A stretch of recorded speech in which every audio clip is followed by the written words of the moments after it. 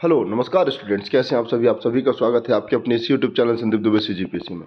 आज हम लोग भारत के महत्वपूर्ण प्रश्न करेंगे, भारत के भूगोल के, जो आपके आगामी सीजीपीएससी के लिए बहुत इंपॉर्टेंट है। ठीक है, इस सेशन से आपको एक या दो प्रश्न अवश्य मिलेंगे देखने को।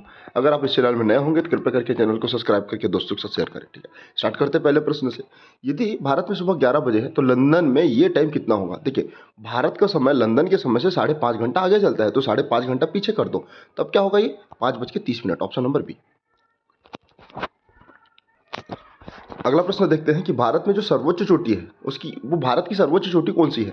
तो आपको पता होना चाहिए भारत की सर्वोच्च चोटी। अगर देखिए यहाँ पर ऑप्शन क्या क्या दिया हुआ है, उस ऑप्शन के व्याप में बनाते हैं। कंचनजंगा, नंदा देवी, माउंट एवरेस्ट और कॉमेट।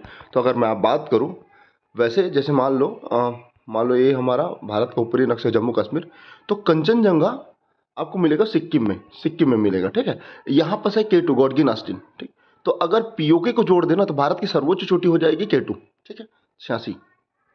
जबकि अगर कंचनजंगा को जोड़े तो भारत की सर्वोच्च चोटी हो जाएगी पीओके को हटा के कंचनजंगा। हाइट कितना भैया?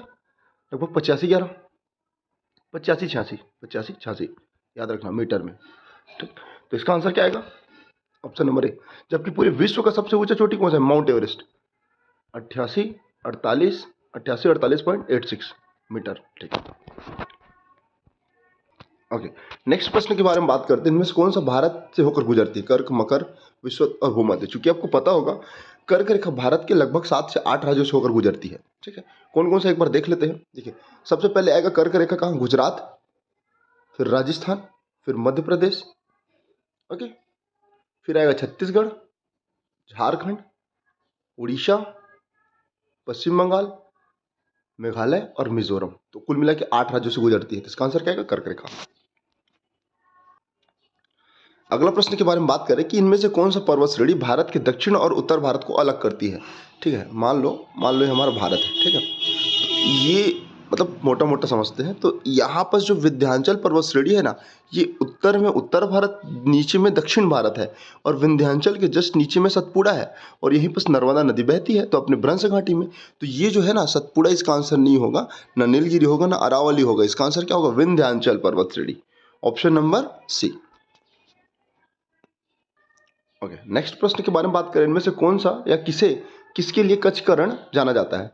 सी बिसन, पेलिगन मतलब जो पक्षी है, जल पक्षी, और जंगली गधा। तो इसका आंसर क्या आएगा? जंगली गधा। तो कुछ क्वेश्चन महत्वपूर्ण है, कुछ क्वेश्चन बहुत महत्वपूर्ण है, और कुछ क्वेश्चन मॉडरेट है। तो हर एक क्वेश्चन के लिए आपको तैयार होना है। ओके, अगला प्रश्न देखें कि निम्नलिखित में से कौन सा भौगोलिक ऊंचाई के अनुसार प्राचीन पर्वत है? नीलगिरी, सतपुड़ा, विंध्य या अरावली। तो आपको पता होगा सबसे पुराना, ठीक, अरावली पर्वत श्रेणी। इसका सर्वोच्च चोटी का क्या नाम है भैया?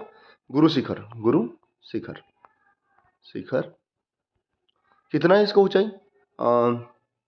17-22, एग्जैक्ट फिगर याद रखना। ठीक है, और दक्षिण भारत का सर्वोच्च चोटी क्या है? अनईमुड़ी। फिर दूधा बेटा। अनईमुड़ी कितना है? 96-85 लगभग ना, 96-95 के आसपास है। और दूधा बेटा है 29-95 है, 29-95 है अनईमुड़ी। जबकि दूधा बेटा है 29-95। एक मिनट, एक बार चेक कर लेते हैं इसको। देखिए, मेरे ख्याल से अनईमुड़ी का जो हाइट है वो 26-95 है। एक बार कमेंट सेक्शन बताइएगा। जबकि दोदा बेटा का है 26-37। 26-37। ओके, नेक्स्ट प्रश्न के बारे में बात करें तो चेरापूंजी का नया नाम क्या रखा गया है? वर्तमान में चेरापूंजी को ना सोहरा कहा जाता है। सोहरा। सोहरा कहाँ मिलेगा? ये मेघालय पर्वत में 3 पहाड़ी है, गारो, खांसी, जयंतिया। तो ये खांसी पहाड़ी मिलेगा। कौन कौन सा? मासिम राम और चेरापूंजी, और चेरापूंजी। ठीक है, अगला प्रश्न के बारे में बात करें कि पश्चिम और पूर्वी घाट कहाँ मिलती है? पश्चिम और पूर्वी घाट मिलती है पाल घाट पर। ठीक, पाल घाट पर। ठीक है, तो ये क्या करता है? केरल और तमिलनाडु को जोड़ने का प्रयास करता है। देखो, दर्रा है एक, यहाँ पास भोर घाट मिलेगा, थाल घाट, भोल घाट, और नीचे मिलेगा आपको पाल घाट और सेनकोट्टा। तो इस प्रकार से इसे नीचे में लगभग 3 से 4 आपको मिलेगा घाट। ठीक, और अगर बात करूँ यहाँ पर देखो ना, दोदा बेटा, इसका ऊंचाई बताओ। 26-37। नई का आप बताओ। 26-95। और मैकर, यहाँ पर मैकल पर्वत श्रेणी का ऊंचा चोटी कौन सा है? वैसे तो अगर पूरा भारत के परिप्रेक्ष्य में बात करूँ तो अमरकंटक आ जाएगा, अमरकंटक। ठीक, ये मध्य प्रदेश वाले लोग लेते हैं, जबकि छत्तीसगढ़ में होता है ये बदरगढ़। बदरगढ़। ऊंचाई कितना आपको मिलेगा, ये मिलेगा आपको 1176। ओके, नेक्स्ट प्रश्न के बारे में बात करें कि क्षेत्रफल की दृष्टि से भारत का सबसे बड़ा केंद्र शासित प्रदेश कौन सा है? तो अंडमान निकोबार। चूंकि भारत में वर्तमान में 28 राज्य और 8 केंद्र शासित प्रदेश है, उसमें सबसे बड़ा केंद्र शासित प्रदेश क्या है? अंडमान निकोबार। इसको भी कई भागों में व्यक्त किया गया है। एक दिन इसका सेपरेट मैं वीडियो लाऊंगा, जिसमें आप बस जितने राष्ट्रीय उद्यान हैं, जितने भी इसके जो मैप है उसको एक बार देखेंगे। अंडमान को कितने भागों में डिवाइड किया गया है, निकोबार को कितने भागों में डिवाइड किया गया है। अंडमान में मुख्यतः 4 भाग होते हैं और सबको देखेंगे। ठीक है, उम्मीद है आपको समझ आ रहा होगा। अगर आप इस चैनल में नए होंगे तो कृपया करके चैनल को सब्सक्राइब बिल्कुल कर ले भाई। ओके, भारत में सॉरी भारत में हिमालय का सबसे ऊंचा चोटी अभी हमने देखा कंचनजंगा कहाँ मिलेगा? सिक्किम में मिलेगा। जबकि पूरे विश्व में या फिर पूरे विश्व का सबसे ऊंचा चोटी है माउंट एवरेस्ट, 8848.86। ये आपको मिलेगी। इसी क्रम में सागरमाथा, ये मिलेगा आपको नेपाल में।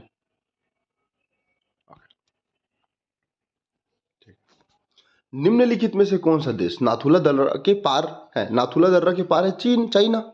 ठीक, तो ये जो है ना, जैसे सिपकिला, जेलेपला, नाथुला, तो ये देखो, अगर जेलेपला बोलूं, जेलेपला या नाथुला, तो ये आपको सिक्किम के क्षेत्र में मिलेगा। मानानीति रोहतांग उत्तराखंड में मिलेगा। सिपकिला और बाड़ा लाचला, बाड़ा लाचला कहाँ मिलेगा? आप कृपया करके कमेंट सेक्शन में बताइएगा। बाड़ा लाचला, सिपकिला, रोहतांग, ये सबको आपको बताना है। ओके, अगला प्रश्न के बारे में बात करूँ, रायसीन हिल्स कहाँ मिलता है, कहाँ पाया जाएगा? देखो, जैसे मान लो ये आपका जम्मू कश्मीर है, सॉरी राजस्थान है, तो यहाँ पास अरावली की पर्वत श्रेणी है। ये कहाँ तक जाएगा? थोड़ा गुजरात में, मैक्सिमम थोड़ा गुजरात में नहीं, राजस्थान में रहेगा। राजस्थान के बाद दिल्ली वाले क्षेत्र में चले जाता है। तो दिल्ली वाले क्षेत्र में इसी का नाम पड़ता है रायसीना, तो नई दिल्ली इसमें इसका आंसर होगा। नेक्स्ट प्रश्न के बारे में बात करें कि निम्नलिखित में से किस राज्य में सिपकिला बायोस्फीयर रिजर्व है? तो ये आपको मिलेगा उड़ीसा में। भीतरकनिका और सिपकिला आपको मिलेगा राष्ट्रीय उद्यान, और जबकि सिपकिला यहाँ का क्या है? Biosphere reserve. ओके, बात करते हैं राजस्थान के किस जिले में अरावली पर्वत की ऊंची शिखर है? देखो, सिरोही राजस्थान का एक जिला है जहां पर आपको मिलेगा माउंट आबू, मतलब गुरु शिखर। तो इसका आंसर क्या आएगा? Option number A. अगला प्रश्न के बारे में बात करूं तो हिमालय का यू क्या होता है? हिमालय का यू, ऐसे प्रश्न बहुत ही इंपॉर्टेंट होते हैं। हिमालय का यू होता है एक औषधि पौधा।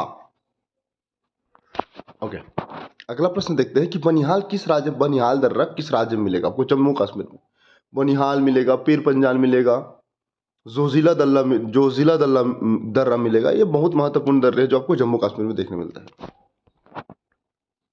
ओके, देहरादून इनमें से कौन सा किसका एक अंश है? देखिए बताता हूँ। जैसे मान लो हिमालय को 4 भागों में डिवाइड किया गया है, एक्चुअल में 3 है। एक होता है ट्रांस हिमालय, वृहद हिमालय, लघु या मध्य हिमालय, और एक होता है शिवालिक हिमालय। ठीक, तो आपको दून और द्वार देखने मिलेगा सबसे निचले वाले हिमालय में, जो हिमालय का सबसे नवीनतम है, अरावली सॉरी शिवालिक हिमालय। तो शिवालिक हिमालय में दून और द्वार, तो देहरादून, हरिद्वार आपको देखने मिलेगा। ओके, अगला प्रश्न देखते हैं कि पश्चिमी घाटी पट्टी के दक्षिणी प्रसार को क्या कहा जाता है? देखो ये पश्चिमी, इसको सह्याद्री कहा जाता है, पश्चिमी घाट है। ठीक, ऊपर को कुन्नड़ तट, ठीक, यहाँ पास आपको मिल जाएगा कोंकण तट, फिर मालाबार मिलेगा नीचे में। तो ये नीचे वाला जो तट है ना, उसी को बोला जाता है Malabar. Option number D. Okay, अब हम लोग देखेंगे भारत के संबंध में छत्तीसगढ़ के इतिहास के प्रमुख प्रश्न, साथ ही भारत के इतिहास के प्रमुख प्रश्न। अभी हमने भारत का भूगोल देखा, इसी को कंटिन्यू करते हैं कि छत्तीसगढ़ में रायपुर के कलचुरी शासक के प्रथम संस्थापक कौन थे? Keshav Dev. Option number B. ठीक है, गोपल्ला गीत छत्तीसगढ़ के निम्नलिखित में से किस वंश के इतिहास से संबंधित है? तो ये संबंधित है कलचुरी राजवंश के। Option number C. देखो भाई, ये बहुत ज्यादा महत्वपूर्ण सेशन रहेगा ना। 1 मिनट। अगला प्रश्न देखते हैं कि तुम्माड़ राजधानी में निम्नलिखित कलचुरी शासकों ने छत्तीसगढ़ पर शासन किया? कलिंग राज, कमल राज, रत्नदेव, पृथ्वीदेव प्रथम। देखो, कौन कौन है? कलिंग राज संस्थापक, फिर उसके पुत्र कमल राज, फिर उसके पुत्र रतन देव। तो रतन देव के बाद 1050 में राजधानी परिवर्तन होकर कहाँ चले गया? रतनपुर। तो तब तक तीनों ने शासन किया ना, तो इसी कारण इसका आंसर कहेगा 1, 2 और 3। अगला, निम्नलिखित में से किस कलचुरी शासक ने सोमवंशी शासक को पाली क्षेत्र में पराजित कर अपना वर्चस्व स्थापित किया? तो ये शंकरगढ़ द्वितीय ने, कलचुरी शासक है। त्रिकलिंगाधिपति की उपाधि किसने धारण करी? तो ये रत्नदेव ने। निम्नलिखित में से कौन सा सिंधक नागवंशी शासक नहीं है? मधुरांतक है, कन्हर देव है, जगत देव नहीं है, ठीक, सोमेश्वर देव है, ये सारे इसको ध्यान में रखिएगा। बात करते हैं कलचुरी काल में निम्नलिखित में से कौन सा वर्ण नहीं था? देखो, ब्राह्मण, वैश्य और कायस्थ था, लेकिन शूद्र नहीं था। तो इसका आंसर क्या है? Option number D. Khudiya Rani किस जनजाति की प्रमुख देवी है? तो ये कोरवा जनजाति की। अगला प्रश्न के बारे में बात करूं तो सांस्कृतिक रूप से संपन्न जनजाति है वो कौन सी जनजाति है? वो मुड़िया जनजाति है। Option number A. ठीक है। किसमें युवतियां सिर पर पीतल का मुकुट पहनती है और नृत्य करती है? तो ये कौन सा नृत्य है? गौर नृत्य। और वेरियन एल्विन ने इसी को कहा सबसे सुंदरतम नृत्य।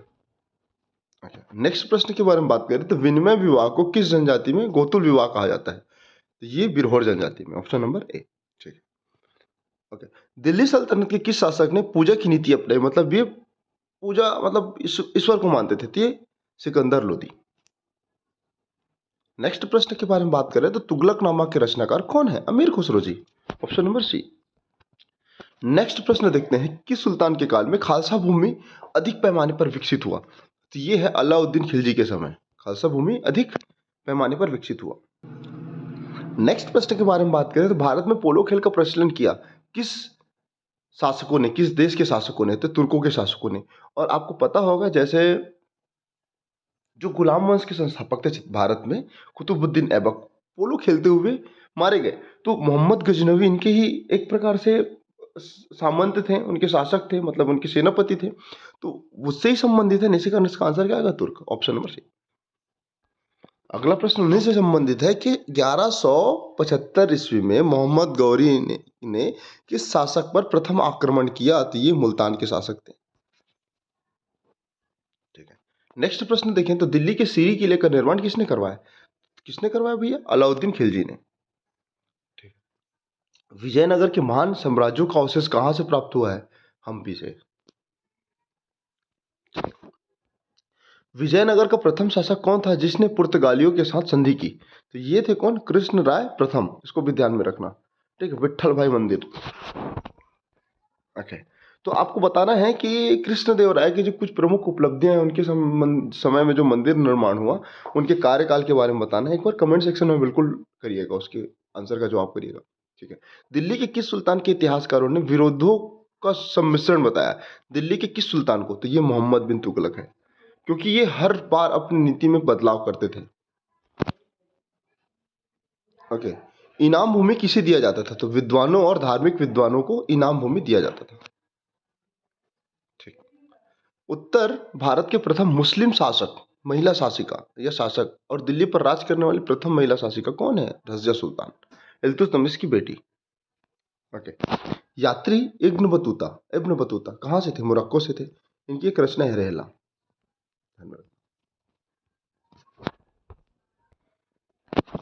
किसने इक्तदारी प्रथा चलवाई? तो ये कौन थे? इल्तुतमिश। कुछ और प्रश्न देख लेते हैं कि पंथी नृत्य किस समुदाय से संबंधित है? गोंड, उरांव, राउत या इनमें से कोई नहीं? तो आपको बता दूं ये सतनामी समाज से संबंधित है, इसी कारण इसका आंसर क्या है? इनमें से कोई नहीं। Option number. ठीक। हुल्की पाटा किस संभाग में गाते हैं? तो हुल्की पाटा गाया जाता है बस्तर संभाग। भरथरी गायन की प्रसिद्ध गायिका कौन थी? तो ये है सुरोज बाई खांडे जी। कौन है? ओके, नेक्स्ट प्रश्न को देखिए कि छत्तीसगढ़ में जो गौरा गीत है कब गाया जाता है? दीपावली के अवसर में गौरा गीत गाया जाता है गोंड जनजातियों द्वारा। ठीक है। बात करते हैं मुरिया जनजाति में कौन सा नृत्य प्रचलित है? ये सरहुल नृत्य। ठीक है। सरहुल नृत्य आपको उराव जनजाति में मिलेगा। ठीक, उराव, लेकिन बहुत सारे जगह में इसका आंसर सरहुल ही लिया जाता है मुरिया जनजाति को। तो इसी प्रकार इसको ध्यान में रखना। सोर्स क्या रहेगा? हिंदी छत्तीसगढ़ी ग्रंथ अकेडमी। ओके, आपको इस क्वेश्चन का आंसर देना है कि माउंट एवरेस्ट की ऊंचाई कितनी है। ये आपके पास ऑप्शन है, ठीक, कमेंट सेक्शन में आंसर करिए। और कुल मिला के यहाँ पर हम लोग भारत के भूगोल, कुछ छत्तीसगढ़ के संबंध में और कुछ भारत के इतिहास के संबंध में प्रश्न देखा। कैसा लगा सेशन बिल्कुल बताइएगा, और इसको कंटिन्यू करेंगे। और अब से कुछ दिन पश्चात ये हमारा जो सीरीज था ना कि प्रीवियस ईयर क्वेश्चन पेपर के डालने का, उसको भी डालेंगे। अच्छा लगे तो चैनल को सब्सक्राइब करके वीडियो को लाइक करें। मिलते हैं अगले वीडियो में। God bless you all.